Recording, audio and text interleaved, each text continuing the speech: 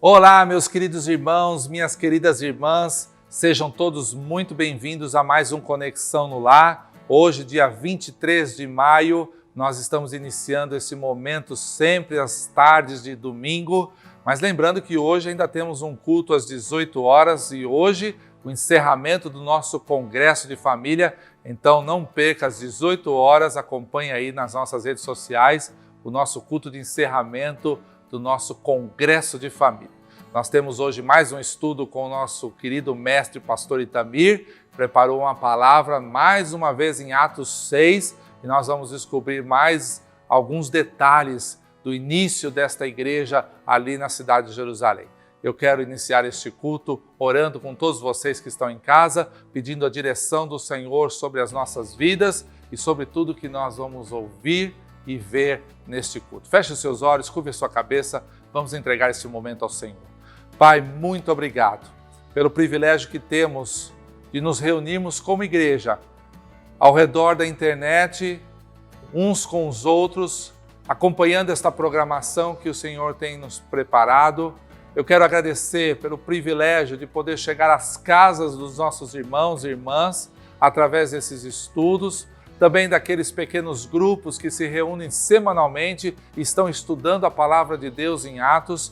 Que o Senhor nos abençoe nesta tarde, que o Senhor use o teu servo mais uma vez como um instrumento para trazer edificação sobre todos nós, que seja uma tarde de muito aprendizado, ensinamentos e que possamos viver na prática esses princípios e conceitos da tua palavra. Entregamos este culto ao Senhor, cada uma das nossas famílias que estão acompanhando o Conexão no Lar. Oramos em nome de Jesus. Amém.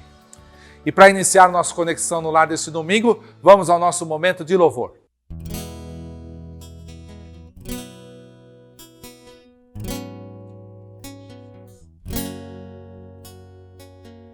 Estás aqui, movendo-se entre nós. Te adorarei, te adorarei. Estás aqui, mudando destinos. Te adorarei, te adorarei.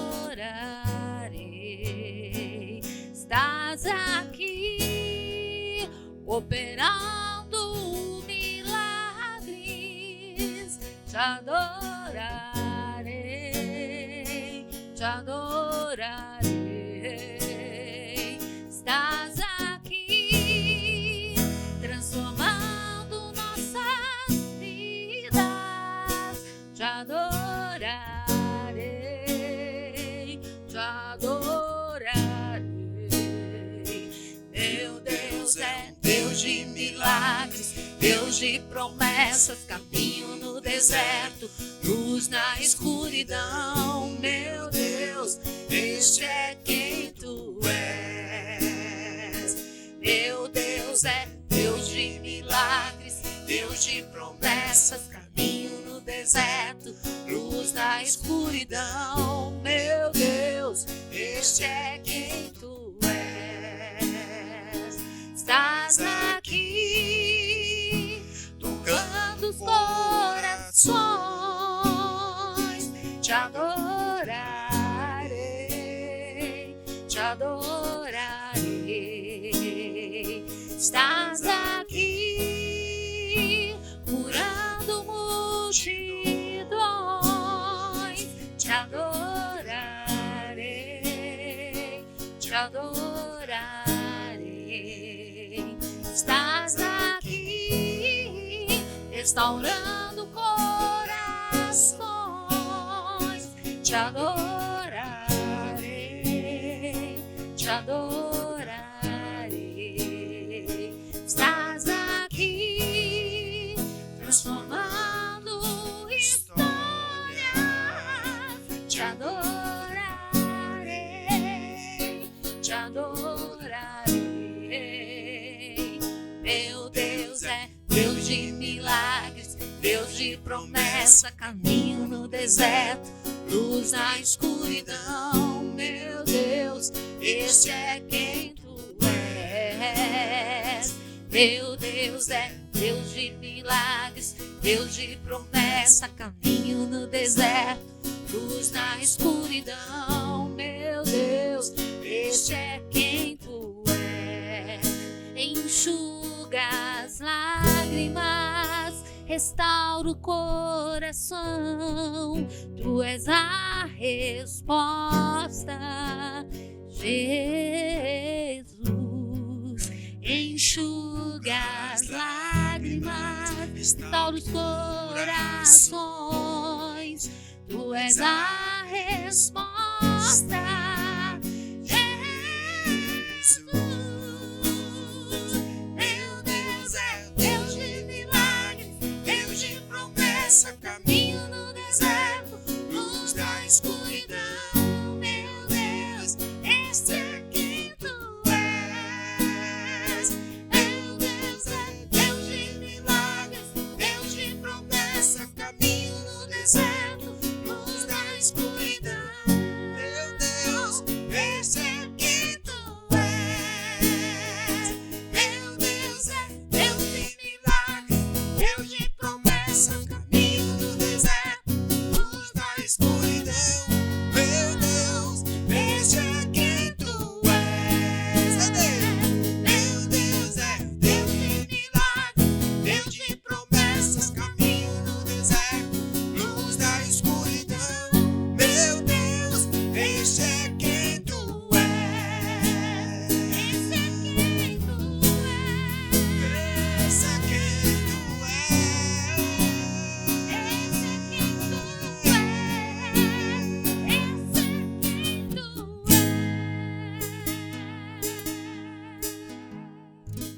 Queridos irmãos, mais uma vez é um prazer estar com você.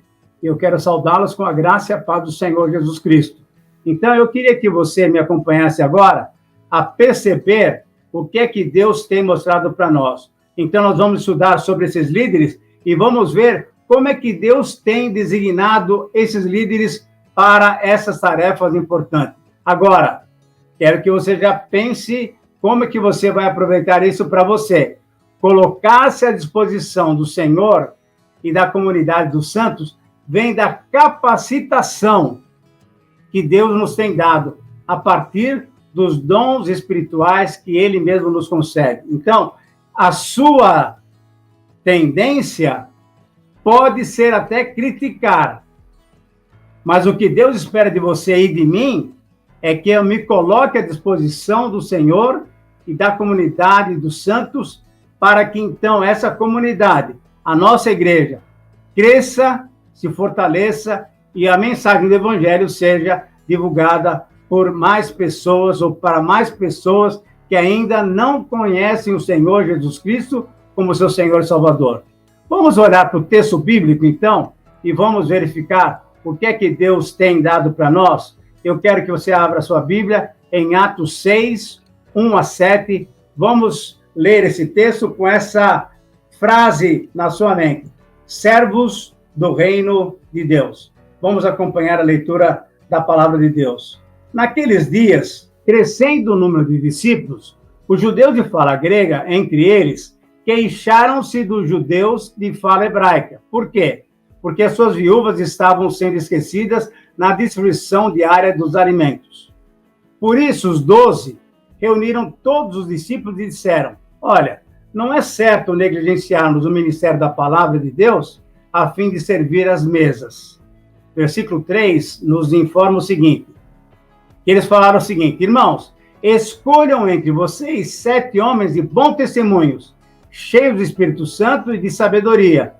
Passaremos a eles essa tarefa e nós nos dedicaremos à oração e ao ministério da palavra.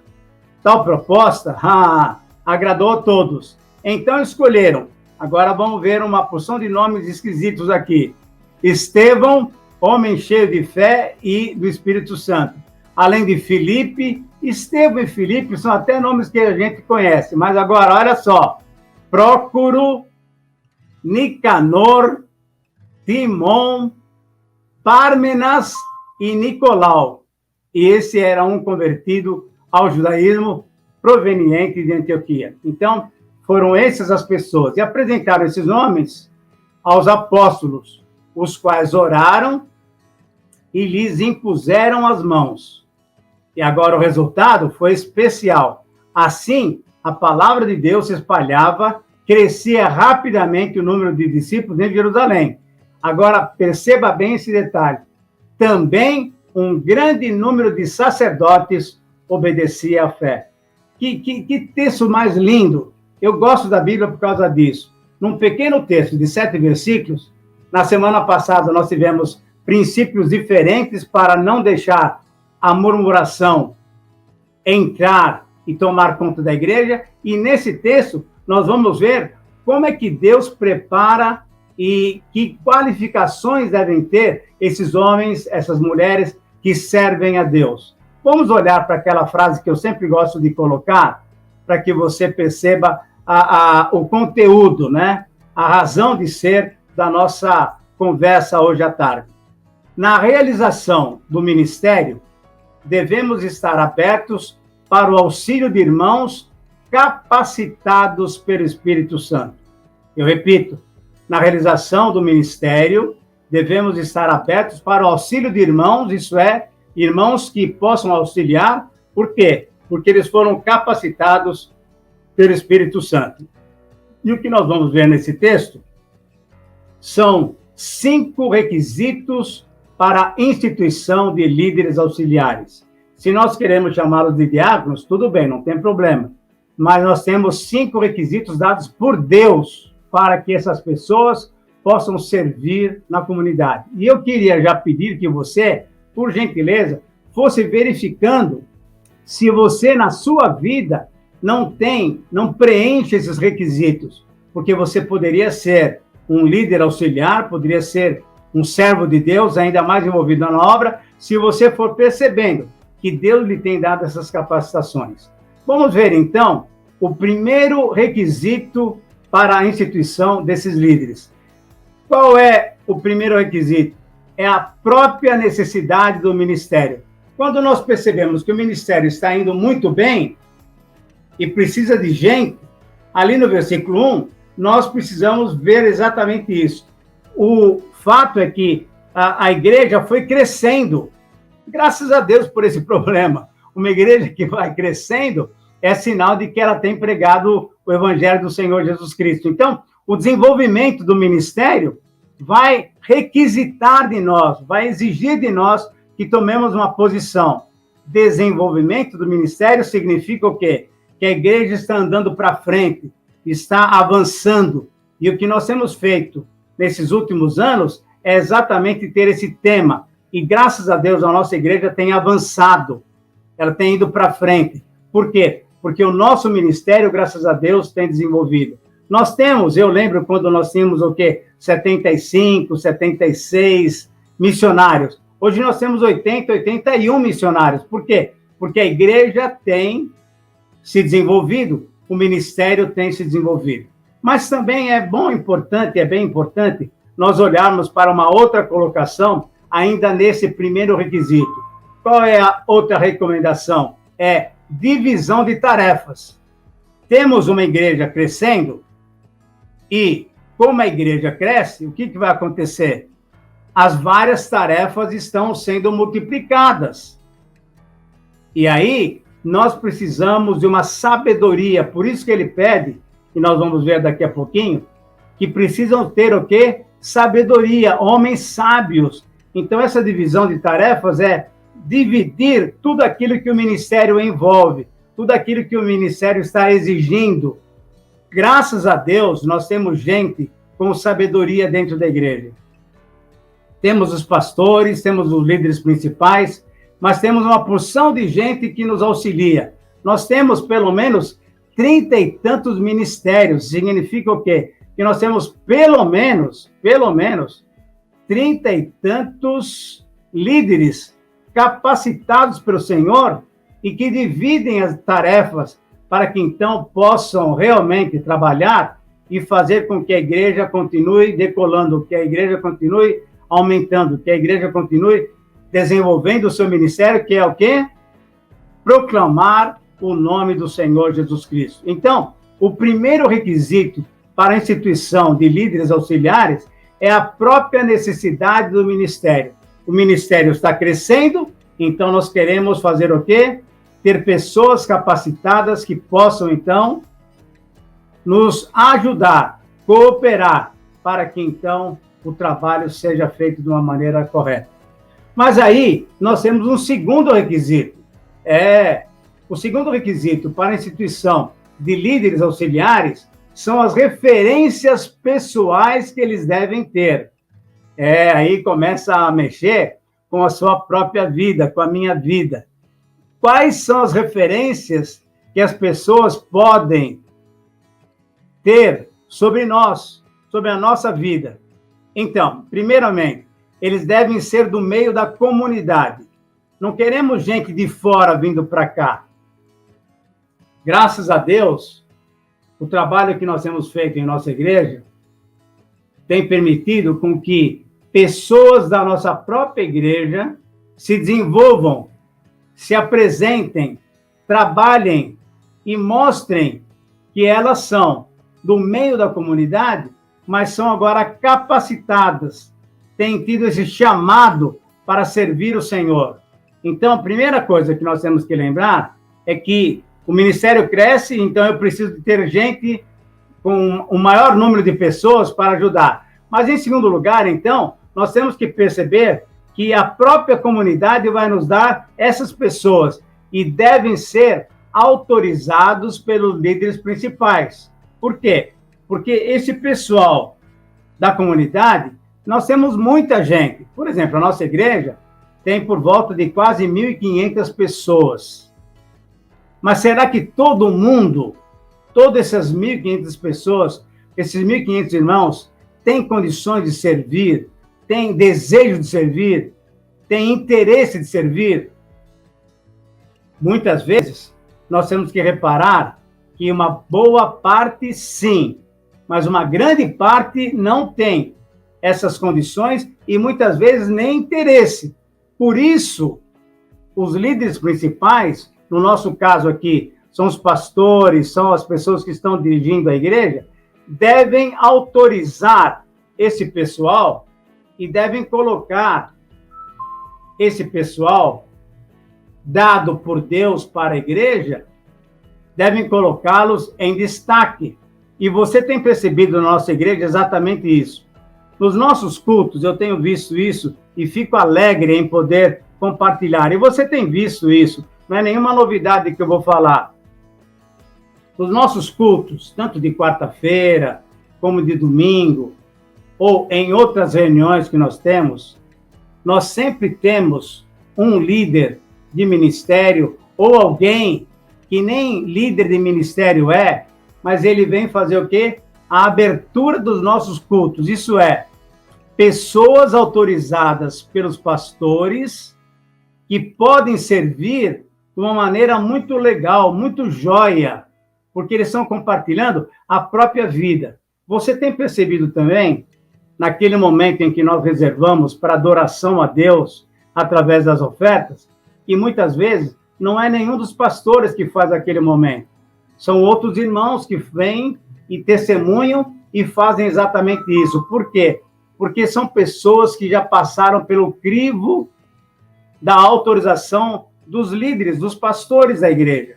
E a partir daí, nós temos então o quê? Um grupo de pessoas capacitadas para desenvolver o ministério. E aí, então, essas pessoas são de referências pessoais que a própria comunidade reconhece.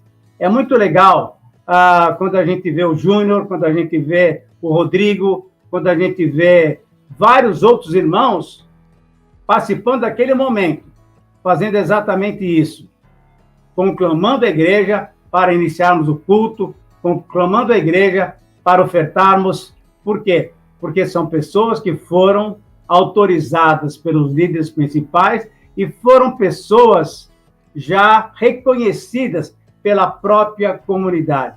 Louvado seja Deus por esse grupo de pessoas que nós temos aqui, que podemos chamar, então, de líderes auxiliares. Líderes auxiliares. E aí a gente vai indo para o texto e chegamos, então, no terceiro requisito para a instituição dos líderes auxiliares. Quais são, agora sim, é uma coisa muito séria para você, quais são as capacitações que esses líderes auxiliares devem ter? Quais são as capacitações espirituais que esses líderes devem ter? A coisa aqui é séria. Nós temos pelo menos 5 itens importantes que nós devemos analisá-los um por um. Primeiramente, devem ser cheios do Espírito Santo, isso é, devem ser salvos, logicamente. Por quê? Porque só alguém com o Espírito Santo, salvo pelo Senhor Jesus Cristo, é uma pessoa cheia do Espírito Santo. Porque quando nós recebemos o Senhor Jesus Cristo como nosso Senhor e Salvador, o que acontece é que quem vem habitar em nós é o Espírito Santo. E a partir daí, ele precisa o quê? Ter liberdade para poder nos dirigir. Você lembra bem daquele texto lá de Efésios? Sede cheios do Espírito Santo, deixai-vos encher pelo Espírito Santo. A partir daí, quando a minha vida é esvaziada de mim mesmo, quando eu me esvazio do meu ego e deixo o Espírito Santo agir em mim, aí sim, ele está me enchendo e me dirigindo, me orientando. Ele vai determinar quais são os caminhos que eu devo andar. Essa ideia é muito importante para que nós possamos entender o papel do Espírito Santo em nossas vidas. Mas essa é a primeira capacitação, o primeiro requisito, a primeira qualificação. Vamos ver agora a segunda qualificação, que também é muito importante. Cheios de sabedoria. Sabedoria. E sabedoria aqui, queridos irmãos, com muito carinho eu falo isso. Você não adquire essa sabedoria na escola, na faculdade, na universidade. Essa sabedoria, sabe como se adquire? Deixando exatamente o Espírito Santo te orientar.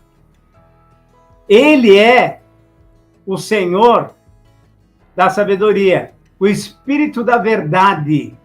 Portanto, mais do que nunca, a vida espiritual deve ser um reflexo da sabedoria que Deus tem nos dado.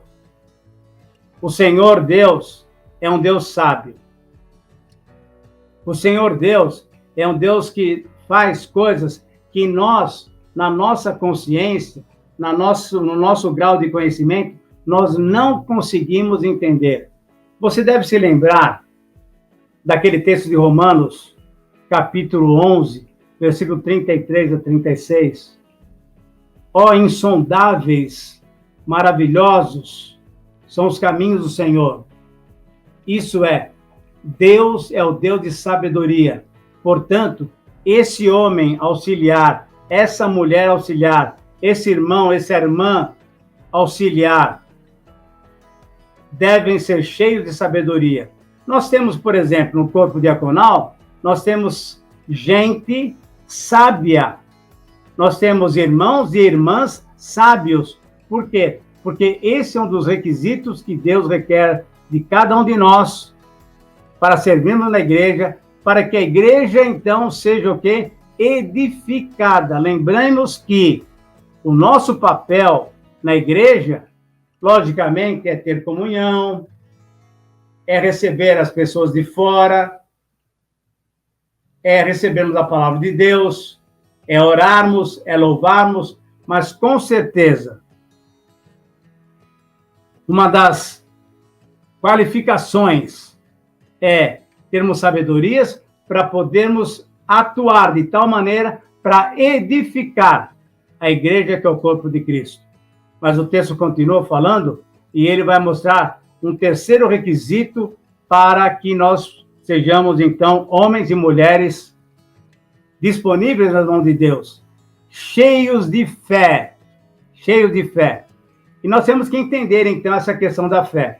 Nós temos a fé salvadora, que é aquela fé que você coloca no Senhor quando você, então, se entrega ao Senhor.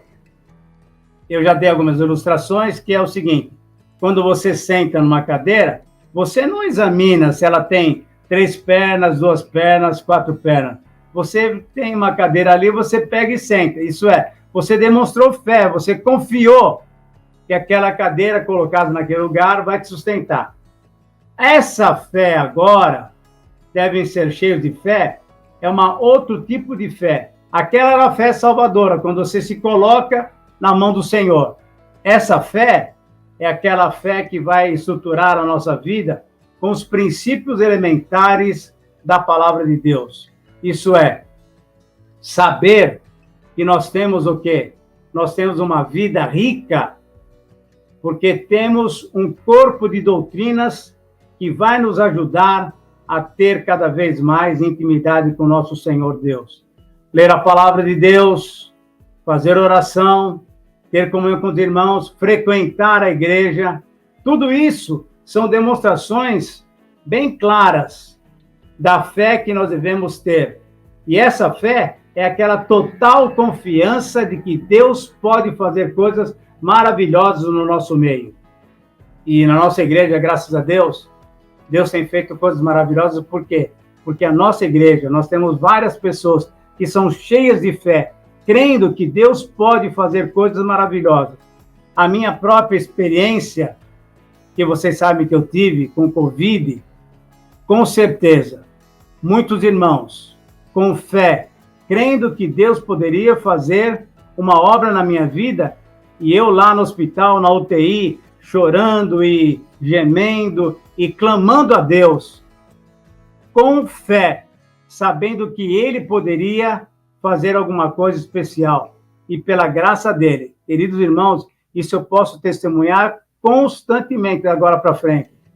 Não foi por mérito nenhum, foi simplesmente pela bondade e pela graça de Deus. Porque aplicando a minha fé no Senhor Jesus Cristo, que é o autor da nossa fé, essa fé trouxe como resultado o meu restabelecimento. Eu estou ainda me refazendo de várias coisas que a Covid deixou comigo. Mas glória a Deus, porque essa fé é que me impulsiona a crer que o Senhor vai me restabelecer completamente. Vários irmãos têm experimentado exatamente isso, a cura já. Por quê? Porque a fé nos leva a crer no nosso Deus. Graças a Deus, porque Ele tem nos dado fé. Ele é o autor e consumador da nossa fé. Em quarto lugar, nós encontramos um outro requisito, cheio de graça. Isso é, não podemos negar que a graça de Deus é que tem nos feito chegar aonde nós temos chegado. Paulo disse lá em 1 Coríntios 15:10 uma coisa muito legal. Olha, pessoal, falando para a igreja de Corinto, eu tenho trabalhado mais do que até os outros apóstolos, porque eu tenho me dedicado completamente. Ele era sozinho, então podia se dedicar completamente ao ministério. Ah, mas ele falou uma coisa muito legal. Não sou eu que tenho feito isso, mas sim a graça de Deus que tem feito isso através de mim. Essa graça não se tornou vazia na minha vida. A graça de Deus, queridos irmãos, é a capacitação que Ele nos dá para nos desenvolvermos, para ajudar o desenvolvimento da igreja. E eu queria falar uma coisa que eu sei que muita gente não vai gostar muito, mas eu tenho que falar. Nós podemos olhar para vários setores da nossa igreja e a gente tem que perceber que a graça de Deus atua em certos irmãos de uma maneira toda especial, para que tudo possa acontecer de uma maneira agradável à comunidade e a Deus. E eu quero me referir ao pessoal da técnica, ao pessoal do som, ao pessoal da comunicação. Como Deus tem sido gracioso com esses irmãos, tem sido cheio da graça, e com isso A nossa igreja tem feito um trabalho sensacional, sensacional. Há alguns meses atrás, há 1 ano e meio atrás, nós não tínhamos esse alcance que nós estamos tendo hoje. Logicamente que a Covid nos empurrou para fazermos alguma coisa a mais, além das 4 paredes. Mas, com certeza, o Senhor tem dado muita graça para esse pessoal. Por exemplo, o pessoal do som, né? O pessoal da música, por exemplo. Quanta coisa boa tem sido cantada, tem sido ensaiada, tem sido apresentada para a glória do Senhor, para o louvor do Senhor. Capacitação dessas pessoas, sem dúvida nenhuma. Disposição delas, sem dúvida nenhuma. Mas nós não podemos esquecer que tudo isso é fruto da graça de Deus. Louvado seja o nome do Senhor. Nesses dias eu só posso dizer isso. Agradecemos o Senhor. Louvado seja o Senhor. Esse Deus maravilhoso que nós temos é um Deus que derrama graça em nossas vidas, para que nós possamos, então, servir de uma melhor maneira e servir a comunidade da melhor maneira. E aí, em quinto lugar, nós encontramos, devem ser cheios do poder. Porque o poder, quando eu me esvazio de mim mesmo, eu sou cheio do Espírito Santo. E a partir daí, o que acontece é que o poder de Deus se aperfeiçoa em nossas vidas. Queridos irmãos, você tem que olhar ao seu redor, tem que olhar para a sua vida e perceber se Deus tem se manifestado com poder, tem usado você com poder, porque o poder é dele. O poder é dele. A oração que cura é dele. Eu e você somos apenas instrumentos desse poder, para que o nome do Senhor seja honrado e glorificado. Você se lembra do comecinho de Atos, capítulo 2, quando aquele aleijado pediu alguma oferta para João e Pedro? Olha, nós não temos nada, mas em nome de Jesus, o poder de Jesus, levanta e anda. Eles eram melhores do que nós? Eram cristãos como nós, como eu e você, mas foram usados poderosamente por Deus. Deus quer continuar usando servos dele para que pessoas sejam salvas, para que pessoas sejam curadas, para que pessoas sejam tocadas pelo poder de Deus.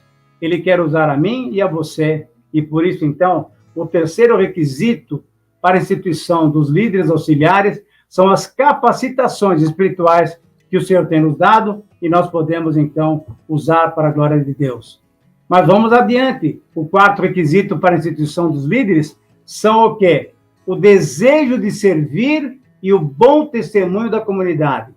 Isso quer dizer o seguinte, que esse pessoal que nós estamos destacando, esse pessoal que são os líderes auxiliares, esse pessoal que a turma chama de diáconos, eles têm que ter, primeiramente, o desejo de servir, devem ser servos. O trabalho na nossa igreja é de gente que quer servir, é de gente que quer trabalhar para servir. Nós não somos cristãos que querem ser servidos, mas nós somos cristãos que querem servir, igual o Filho do Homem, como diz um dos evangelhos. O Filho do Homem veio não para ser servido, mas para servir e dar a sua vida em resgate de muitos. Será que você tem esse desejo de servir? Será que você tem esse desejo de dar a sua vida em favor do seu irmão? Ninguém tem maior amor do que esse, de dar alguém a sua vida em favor dos seus irmãos, em favor do seu amigo. Ah, queridos irmãos, nós temos que olhar para nós e, por exemplo, um exemplo bem fácil da gente colocar. Quando nós saímos agora, que já voltamos aos cultos presenciais, quando nós saímos de casa para vir para a igreja, para ir para o templo, qual é a oração que você faz? Você ora perguntando para Deus: Senhor, como o Senhor quer me utilizar hoje pela manhã? Na vida de quem o Senhor quer que eu ministre? Esse desejo de servir faz uma diferença enorme, enorme. Porque muitas vezes nós chegamos no templo, nós chegamos na igreja, no culto, e queremos ser servidos. Ah, tem que ter uma boa pregação, tem que ter um bom louvor, tem que ter uma palavra curta, porque eu não quero ficar muito tempo aqui. Você quer ser servido, quando na verdade você deveria desejar servir, ser útil na mão de Deus, para que pessoas possam ser edificadas e possam crescer ainda mais diante dele mesmo, que tem nos dado o quê? Aqui é que vai um segundo requisito muito interessante, que é o quê? Devemos manter uma vida bonita, a fim de que a própria comunidade nos dê uma boa reputação. Quando falam do seu Joaquim, o que falam dele? Quando falam da dona Emengarda, o que falam dela? É uma boa pessoa? É alguém digno de confiança? É uma irmã que ora? É uma irmã que tem uma boa reputação? Ou será que é uma irmã que de vez em quando faz uma fofoca ali, faz uma fofoca ali? Ou será que é um rapaz que não tem tido um comportamento muito bonito com as moças? A comunidade percebe, queridos irmãos. Nós estamos numa família, e a família se conhece, a família sabe como é que nós lidamos uns com os outros. E a partir daí, uma vida de testemunho. Você pensa, e você pode lembrar também, das cartas de Paulo a Tito e a Timóteo. E ele fala: mantenha uma vida limpa, uma vida bonita, para que todo mundo possa olhar para vocês e possam glorificar a Deus. Então, líderes auxiliares, no caso de Tito e de Timóteo, eles eram auxiliares do apóstolo Paulo. Qual foi a recomendação de Paulo? Tenham uma vida bonita, leiam a palavra de Deus, orem, tenham comunhão com a igreja. A partir daí, a comunidade começa a perceber que, de fato, aquelas pessoas merecem a nossa consideração e merecem o nosso respeito. Elas se tornam o quê? Exemplos para nós. Eu e você estamos sendo desafiados nessa tarde a nos tornarmos pessoas de boa reputação, para que as pessoas da nossa comunidade, ou até pessoas de fora, possam ver em nós um tipo de vida bonita que possa, então, demonstrar que é uma vida que tem uma ligação direta com Deus.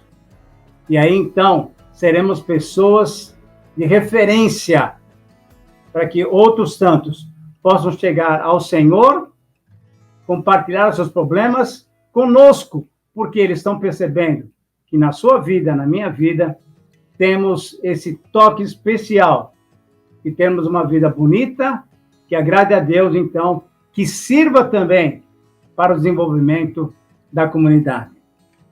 Que texto lindo! E por isso chegamos ao fim já, é uma pena, né? Mas o quinto requisito para a instituição dos líderes auxiliares são os resultados positivos que devem ser obtidos. Quando nós fazemos a coisa de uma maneira correta, o que vai acontecer, porque estamos fazendo, porque Deus tem nos orientado, os resultados serão sempre muito positivos. Os resultados serão corretos, porque é Deus quem deu, e nós simplesmente usamos os nossos dons à nossa disposição para que Deus faça a obra. A aceitação unânime e agradável por parte da comunidade foi um fato muito claro. Olha, pessoal, vamos fazer o seguinte. nós, apóstolos, vamos ficar com uma tarefa fundamental. Nós vimos isso na semana passada. Qual é a tarefa? Oração e palavra. Quando eles propuseram isso, eles não ficaram só nisso, pensando neles, mas eles ficaram também interessados em auxiliar aquela situação, em resolver aquele problema. E o problema foi resolvido através do quê? De irmãos dispostos que a própria comunidade escolheu. Quando a comunidade escolheu, quando a comunidade se envolveu e escolheu 7 homens, a aceitação foi unânime. Todos entenderam que aqueles 7 homens eram homens de Deus. Eram homens que Deus tinha escolhido através deles mesmos. E a partir daí, todos aqueles nomes lá esquisitos que a gente viu, Estevão, Prócoro, Timon, não é Timão não, hein? É Timon. A partir daí, esse pessoal foi aceito de uma maneira muito tranquila pela comunidade. E aí o que aconteceu, o resultado positivo, e esse eu faço questão de salientar, de destacar. Capítulo 6, versículo 7, abra sua Bíblia novamente, leia aí. Muitos sacerdotes obedeceram à fé.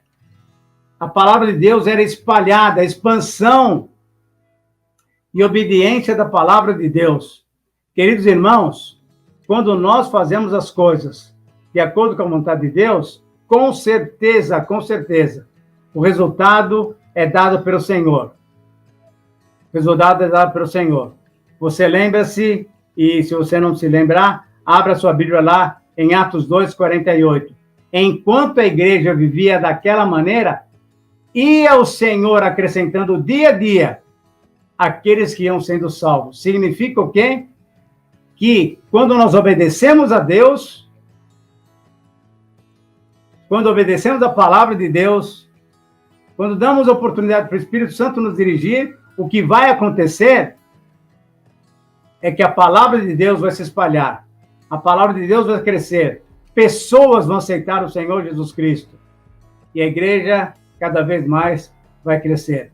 Glória a Deus por esse texto também, porque ele nos mostra, então, que a nossa obediência vai fazer com que o resultado seja positivo.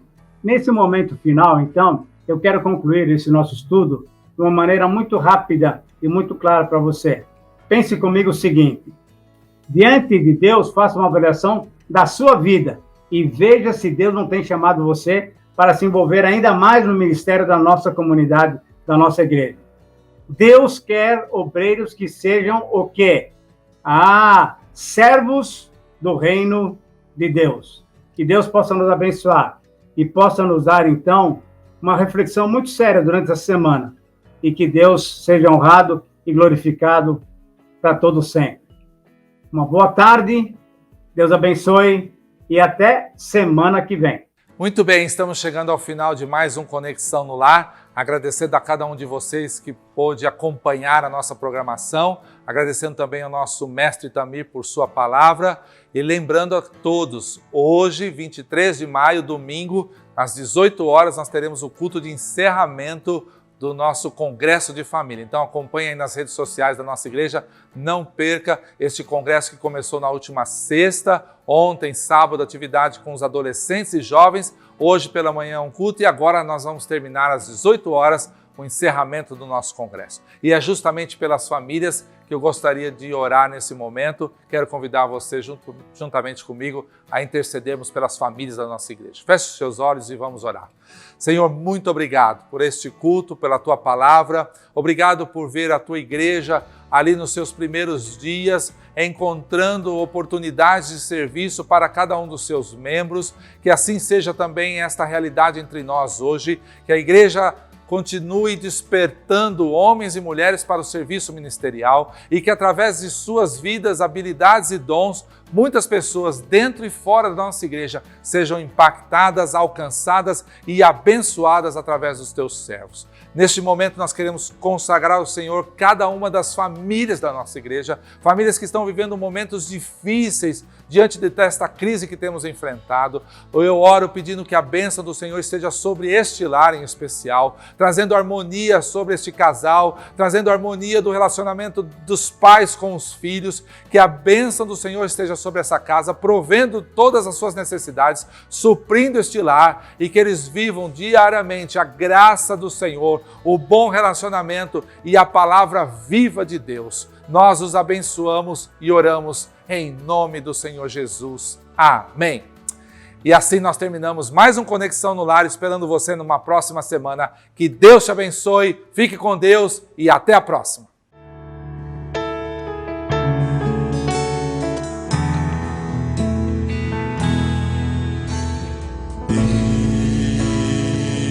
Somente Deus criou o mundo e o que nele há. O ser que pode respirar existe para mostrar a glória do Senhor.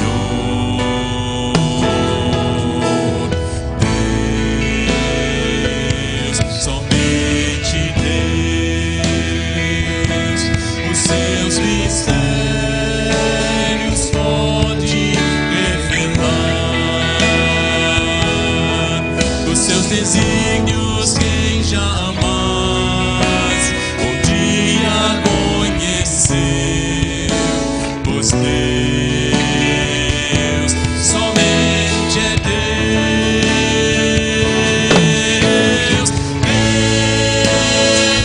Deus, somente Deus domina o trono do universo.